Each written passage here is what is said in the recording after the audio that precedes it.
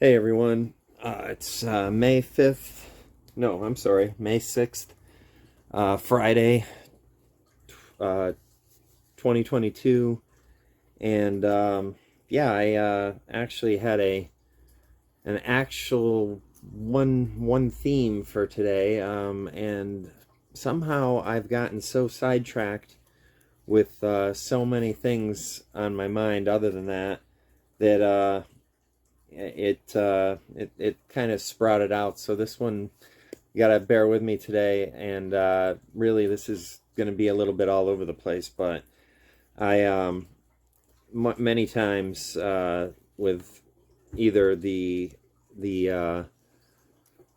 goal in mind of talking about terminal illness and what the repercussions of going through that mindset are, or cancer, and living with that the rest of your life, even if it clears up, you have some apprehension, or with various issues with the care of the elderly and sick people. But today I was feeding the birds outside, and I forgot what reminded me of it, but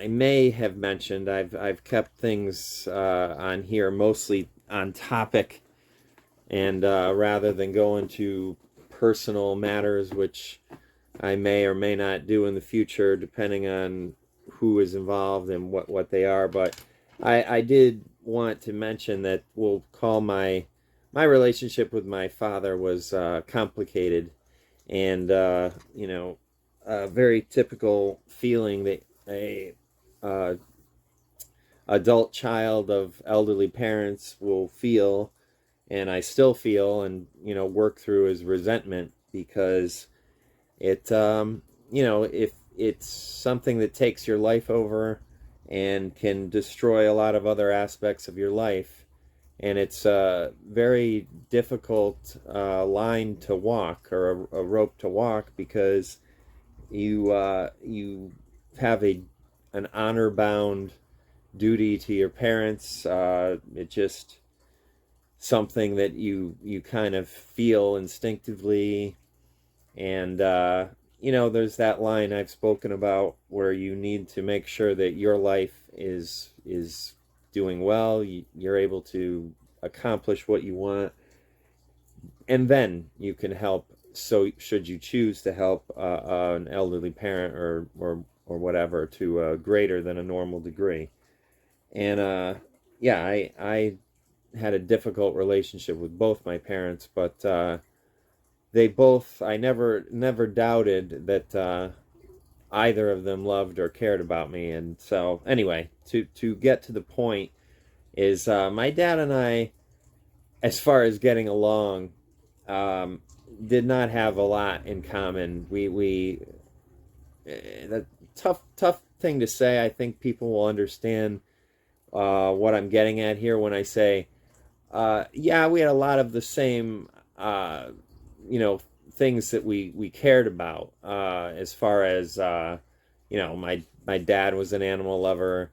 Um, he loved the outdoors and the all this kind of stuff. He was really into antiques, and he was a great craftsman as far as wood craftsmanship. I just like did unique things, and it's not that. It's just we never quite saw eye to eye, and on most things. So it could be difficult, and as much as my parents helped me in the past, they did a lot of damage to my life in the last 12 years or so. And, I take full responsibility for that, because I have the choice. I did not have to continue to go down that road, which I'm glad well, things happened, and I'm no longer in that situation, other than my dad has passed away. And what the point was is I don't think of him too often, I guess. Or just fleetingly. And why I talk so much about, resentment and anger and these feelings, as I'll paraphrase because I haven't looked it up recently, but I enjoy the quote very much, is that resentment, anger, hatred, these things are the only person that they really poison is you. And it is true. It's completely true. And you don't have to necessarily see people who've done some maybe heinous acts to you. You don't have to go out of your way to do anything for them, but you do have to move on from it. And I was just thinking, I was speaking with one of my best friends and on the phone, and his father passed away a couple of years before mine, and he's out on the West Coast, and we talk, every couple days, and I was just saying to him that I do find now that I am able to look at some of what little my father and I had as a relationship. We would I would bring him to the eye doctor.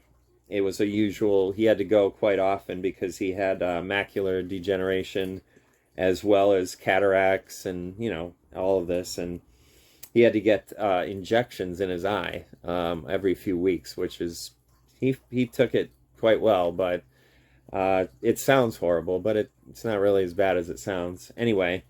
And he'd say, oh, pull over here, and we'd pull into the gas station, and he'd have me go in, and I'd get about 50, 60, maybe, quite a bit of scratch off tickets.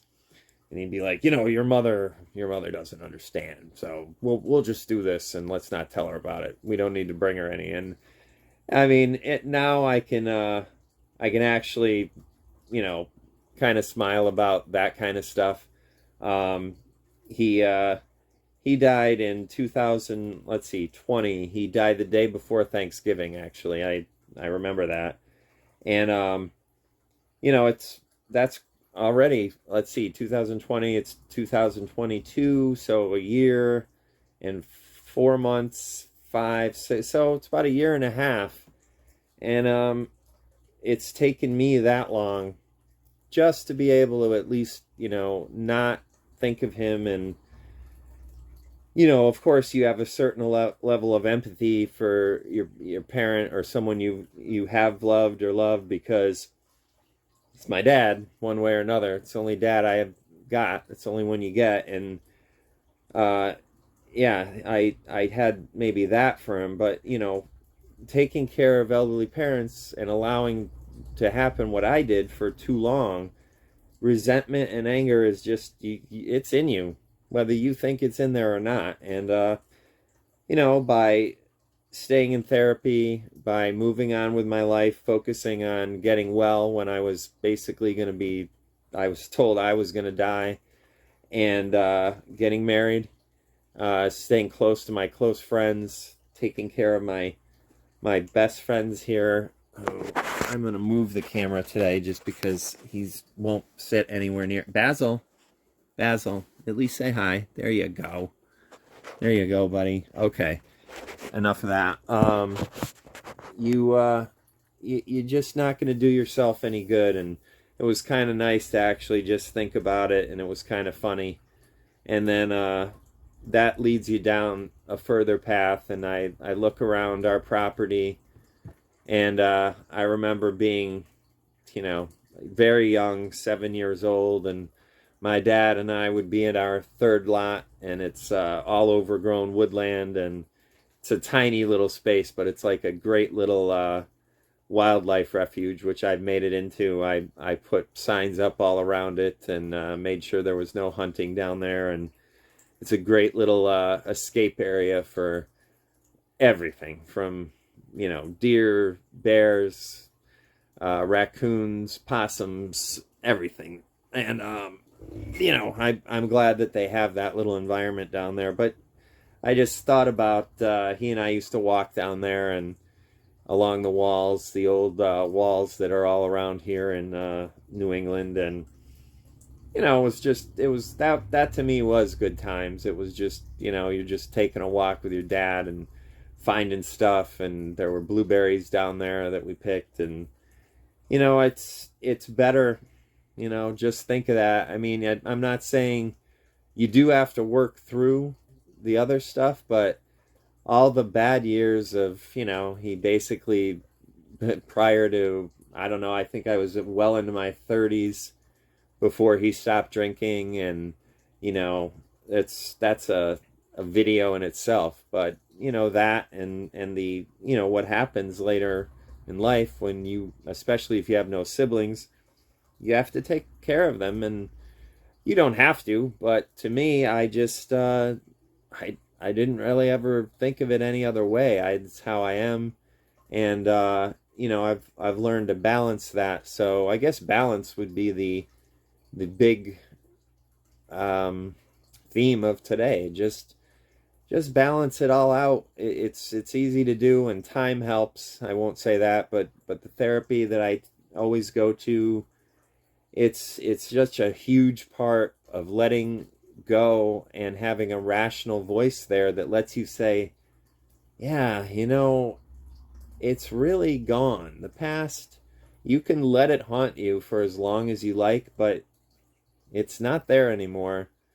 And it's really, you're hurting yourself. So do I fully forgive my dad and mom for everything that I feel that they did to me? No, I don't. And there's more to go, specifically with my mother, who is still alive and not doing well. But that doesn't mean that I don't forgive some of it. I don't understand some of it, and I do understand some of it. And my parents, for all the bad, they were pretty amazing on a lot of levels, and I can say that even though it's tough, because my mother is a very, very, very angry woman, and just took that out on my now wife, and it was really horrible and put me in a very tough situation. And you can't choose, and I know now how much real damage my mother did with her viciousness towards my wife, who then has been my girlfriend for many, many years. So it's not like it feels like we're been together, we've been together a long time, but marriage changes everything, and it's a great thing when it's time and it's right, and not easy. You got to work on it, but it's huge, and I love her very much. So that's about it. Just trying to talk to people about memories of, a parent or close relative or friend that passed, and, the difficulties of taking care of your parents. Just keep in mind, take care of yourself first.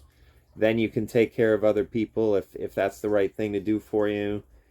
And, try to think, if you do think of the people who are gone now, who you may have had a lot of anger and resentment for, you can still have that. Maybe you still you'll have a real use for that, but there may be some happy memories in there too. And I'm going to focus on that with my dad, because in another video sometime I'll really go into it, I think, and I'd like people to see the elegant craftsmanship he could do. It was like he was an artist with wood. I mean, it's basically carpentry art. Our house is from 1749, so he would build in ways that it looked like it was from the colonial period. Very, very talented guy. So anyway, try to think the best things you can about those that are gone, and if you can't, then don't think of them at all. Just move on, do your thing. Everyone, please be kind to one another as much as you can be, and always be kind to animals. They're the best thing that we have in this world. And I'm looking at Basil right now, and just take care of them, because they take care of us, and love them all the time. All right, I hope everyone has a really great day. I'm hoping that I'll get another video in today, but that's questionable at this point. So have a great day. Peace, everyone.